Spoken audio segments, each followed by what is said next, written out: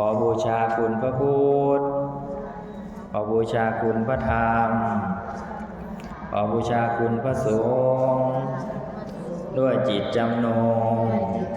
ตรงต่อพระนิพพานตั้งจิตตั้งใจใส่บาตรเด้อบัดนี้อธิษฐานเอา